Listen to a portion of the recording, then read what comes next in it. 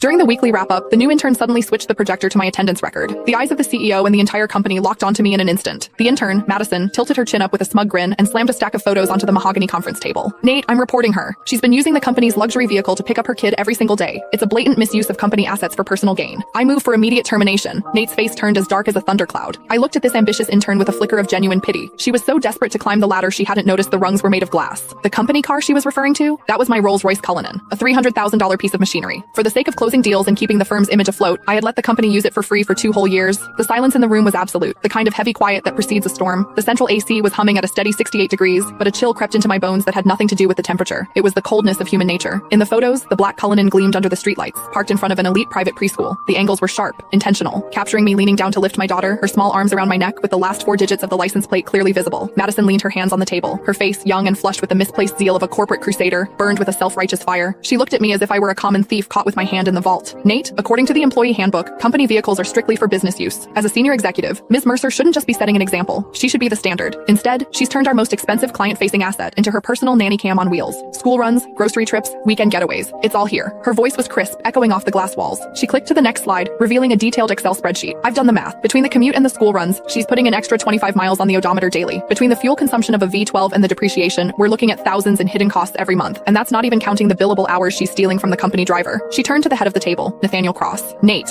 was my college classmate. He was the founder of this firm. In the early days, when he couldn't even cover payroll, I was the one who dipped into my savings to keep the lights on. Later, when we needed to project an image of success to land the big fish, my 5-year-old BMW didn't cut it. Without a second thought, I brought in the Cullinan I'd bought myself as a 35th birthday present, a car I'd owned for less than a month. I told him back then, take it, use it. We need the clients to see we're already in their league. That temporary favor had lasted 2 years. I paid for the gas. I paid the insurance premiums. I covered the maintenance. Sometimes when the driver was overwhelmed, I even drove to JFK myself to pick up VIPs. Everyone in this building knew that car was mine, or at least they should have. But looking at Nate now, there was no defense in his eyes. His brow was furrowed, his fingers drumming rhythmically on the table, a nervous habit he had whenever he was weighing his own interests against someone else's. Diana, Nate finally spoke. His voice was low, coated in a professional coldness that felt like a slap. The evidence Madison provided, is it true? I stared at him, my heart skipping a beat. Is it true? 2 years ago, when he begged me for the car to save face, he said, Diana, I'm so sorry to ask this of you. As soon as we're in the black, I'll buy you a brand new one. 1 year ago, when the cash flow dried up, I used that car as collateral for a bridge loan so he could pay his staff. He told me then, Diana, this car is the company's lifeline. It's your badge of honor. And now, he was asking me if it was true. I scanned the room. George, the sales manager, had used that very car last week to pick up his mother-in-law from the hospital, bragging on Instagram about company perks. Now he kept his head down, intently studying his legal pad. Sarah from HR, who asked for the keys every other month for supplies but really just wanted to cruise with her boyfriend, was looking at me with a sneer as if I were a white-collar criminal. It turns out that in the face of profit, kindness isn't just cheap, it's invisible. What do you think, Nate? I asked. My voice was calmer than I expected. Nate avoided my gaze. The photos speak for themselves. Diana, you've been with us since the beginning, and we're friends.